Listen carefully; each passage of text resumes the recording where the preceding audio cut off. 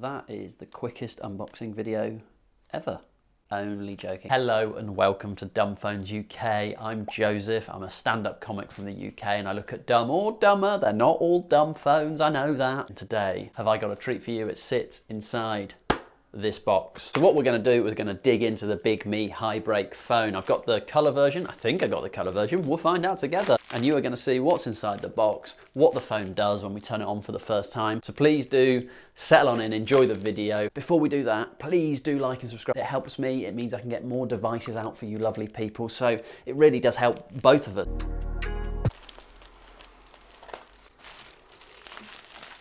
We have the Bigme device just for me.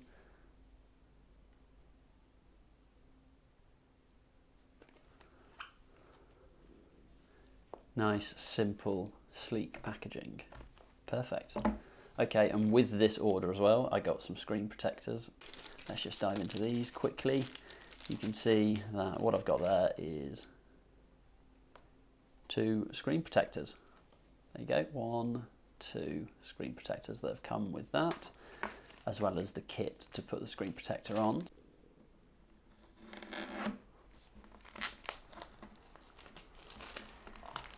When we open this box, slides off quite nicely.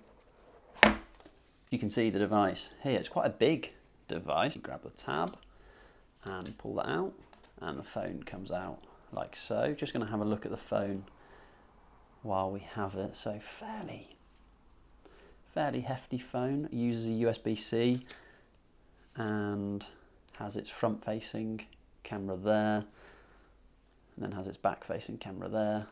I'm going to go into the phone in a second. I'm just going to have a little look at what's in the box before we do that. So within this, you can see we have the Bigme Hibreak manual here. So within this, okay, problems for me here. I can't read that, so let's hope the other side, ta-da, not a problem. We're in business. So that comes in the box. What else comes in the box? We also have this little tool. This tool, I would imagine, is to get the SIM in and out. And other than that, that is everything. This is a quick unboxing video. That is everything. This doesn't come out. So that is what we have in the box. So let's peel this off. And we can see the device here. Okay, so we can see it's currently powered off. I'm just going to show the screen itself. It's quite a shiny screen. And see the buttons on the side there. They feel quite flat to the device, so you can't really see them on the side. That's an interesting feature. That's the customizable button there, and there's the SIM card tray. So let's grab that SIM card tray. You can see that there's also the option to add in an SD card there. Make sure that it's the correct way around. I'm going to click this into the device. And I received this device a while ago. However, I haven't charged it, I haven't done anything with it, so I'm going to see whether it turns on. So I'm holding this for 5 seconds as per the instructions, and you can see the device is starting. And we're going to find out together what this device can do and whether this device is in colour, because I cannot remember what I ordered. I don't hate that loading screen. There we go. So we are going to go through the setup on this device together. So let's have a little look. So we want this to be in English. That was quite responsive. I mean, the fact that I clicked English and this is still in a different language, but I'm assuming that is the next button. So I'm going to gamble and click next on that. Perfect. We now have this in English. So this is the privacy policy. Oh, the refresh rate on this is great. Don't mind that one bit. I agree to this. And we're moving on to gestures. So here you can see swipe upwards from the bottom edge to display. So this is the back full refresh. Okay, I am going to leave that turned on here. I can toggle that on and off here. And then the next one is swipe left and swipe right to adjust. This will take effect in the home screen. I'm going to leave that one on as well. So we're going to go next step. Login. I don't actually necessarily know what I'm logging into here. That doesn't give any information. Let's go for registration. I'm going to skip this part. I don't actually know what this is, so I don't want to necessarily give over details that I don't need to give. And the phone is initializing, and we can see this is the color version of the Bigme Hibreak. And as I mentioned, I haven't turned it on, so I am going to do the system update. So I'm going to start that system update now. While we wait for this to do its thing, I'm going to compare it to the iPhone. So this is the iPhone X. This is my trusty iPhone X that I'm sure you're bored of and seeing in all the videos. But in terms of the size of the device, it is that tiny bit bigger than the iPhone. So there you go, you can see there, the Bigme Hibreak is that tiny bit bigger. It's just kind of that outer bevel here. And the phone is just restarting after updating. It took about 20 minutes to do that update. We have our icons down the bottom here. We obviously have some stuff that's come with it. And so if I swipe right, you can see the search. If I swipe left, you can see the apps that come in. If I swipe left again, I can add a widget here. I think it's worth calling out the fact that this comes with quite a lot of stuff already installed. So for example, you've got your Bigme, I think voice to text already installed, WPS Office Lite, Bookshelf, Kindle, File Manager, Bigme GPT. A lot of this stuff I don't actually want on my device, so I will spend some time going through it and getting rid of it. I'm also going to check now I have WhatsApp whether I can add that as a widget. So I can, which is great news. There we go. So you can see that the WhatsApp widget is working. You can see a preview of the message, which is pretty good actually. So I'm actually going to hop onto the browser now just to see how this works. Everything is loading pretty well. Let me just compare this to the iPhone. So when it talks about color on the Bigme Hibreak device, I want to sort of be honest and truthful about what that looks like. So let me just go into Cricket, and you can see on both of these devices how this renders and how this works. You can see scrolling on the iPhone, I can do that. And it's not absolutely awful on this phone. There's a little bit of lag compared to the iPhone, but I still think it's certainly possible to do. Let's play this video on both of them to see. This is it playing on the iPhone.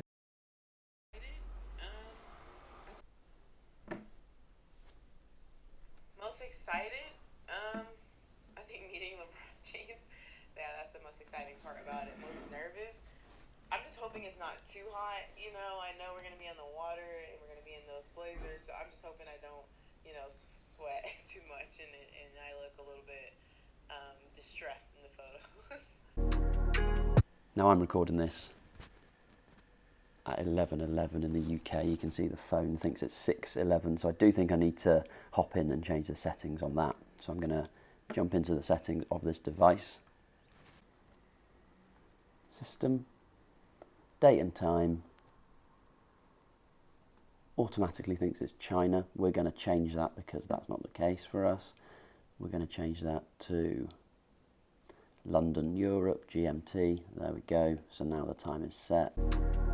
This phone is sort of used by gestures, which I'm still getting used to. So this gesture here pulls up all of your processes that you have open. So I'm going to close those down. Then you also have middle swipe, which takes you back to your home page, and left swipe, which refreshes if you find that there's any issues with ghosting from the device. I'm going to just hop on and show you basically the default of when I've turned this phone on. This is the first time I've turned this phone on, and you can see we have a floating ball here. This floating ball allows you, if you click and open it, your home button here, home, back, copy and paste, I imagine, refresh, screenshot, I would imagine, turn off the device. I actually don't want that floating ball, so I am going to hop into settings and change that. I saw that that is done here, so float ball, turn that off.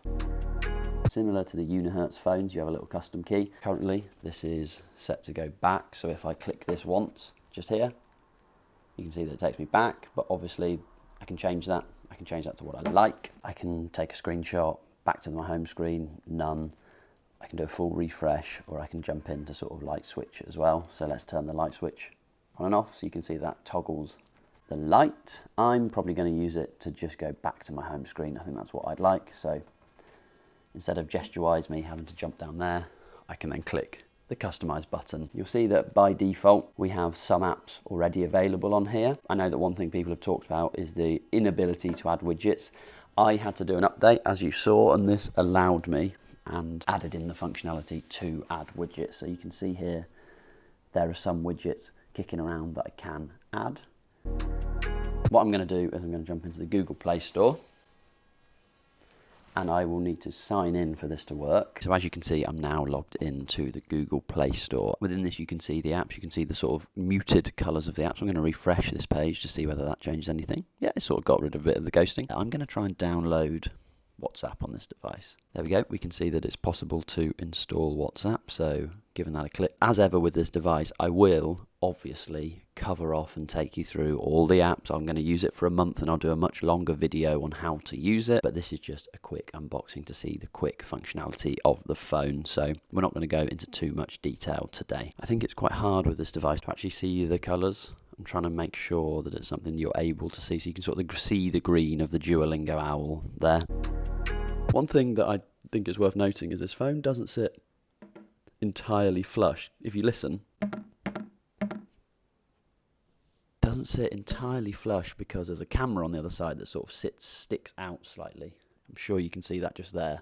So that's something to note, that it doesn't sit entirely flush. So if you popped a case on it, that would solve the problem, but I just think it's worth mentioning. I'm just going to run through and allow all of the access for WhatsApp. There we go. So WhatsApp has now loaded and is working as expected. So I've just sent myself a text. Okay, I think we found a bug in the software there, and it's good that I'm showing you this. Every time you receive a message, or certainly a text message, the phone locks itself, and to hop back into that, you have to unlock the device. I'm going to try and send myself a WhatsApp message now and see whether WhatsApp has the same problem. Okay, so we can see that that doesn't happen with WhatsApp. You can see that the message has come through at the top there and it's working as expected. It's only the slight bug of when you send yourself a text message, that's when it locks the device. So that is something to note.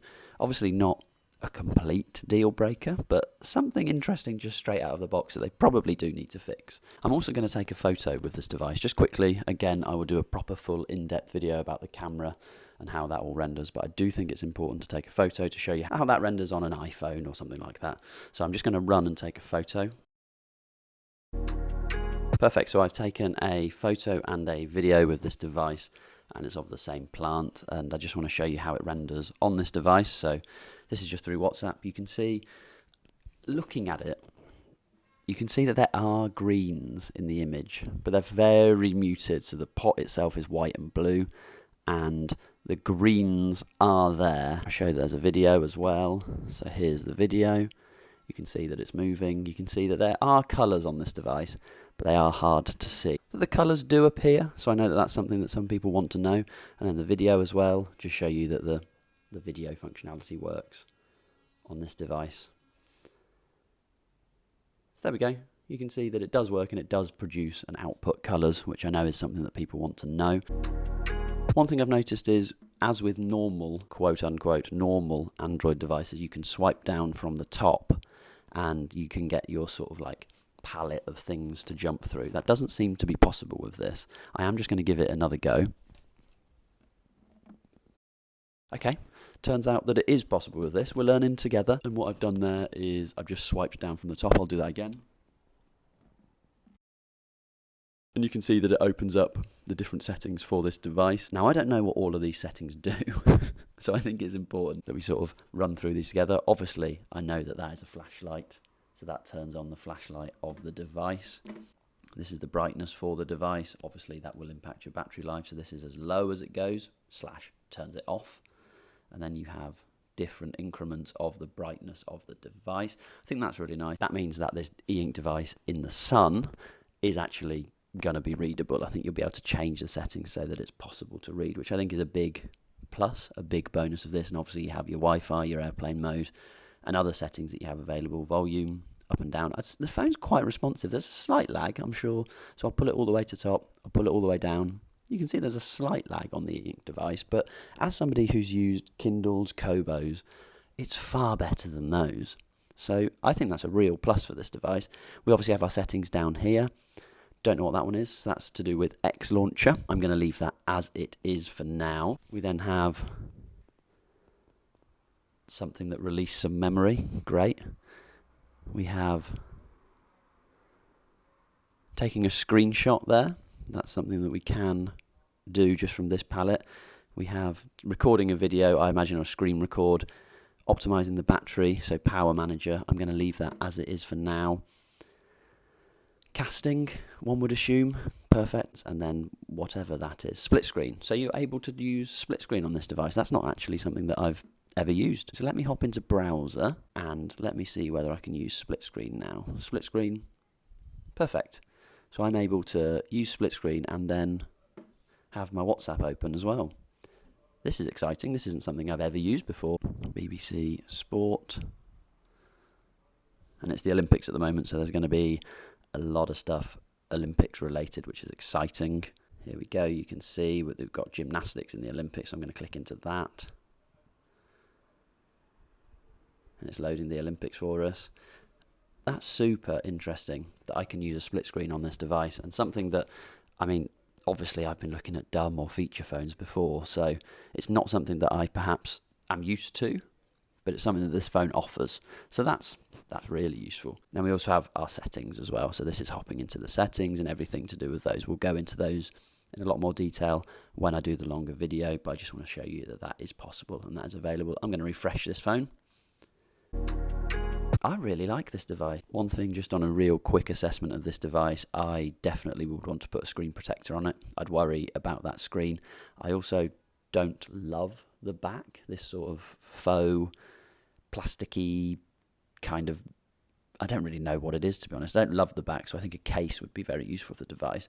But the actual phone itself, I would say it's got some real benefits to it. I didn't expect it to be quite so responsive as it is. I think I have to get used to the gestures, but again, that's something that sits with me, not with the device itself.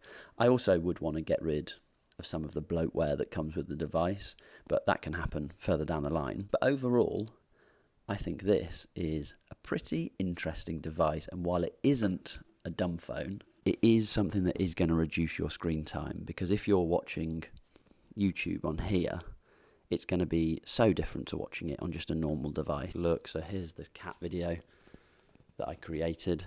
You aren't going to spend all of your time watching videos on this device because it doesn't render in the same way as videos on our computer or on our current smartphone. So I think that's a real positive, that you're going to be able to have, you have the functionality if you need it, but also the lack of incentive to carry on watching or carry on scrolling. I'd very much describe this as a real transition device. So I hope you enjoyed the video. So please do like and subscribe, and I will see you lovely people soon. Thank you so much for watching. I hope you're well.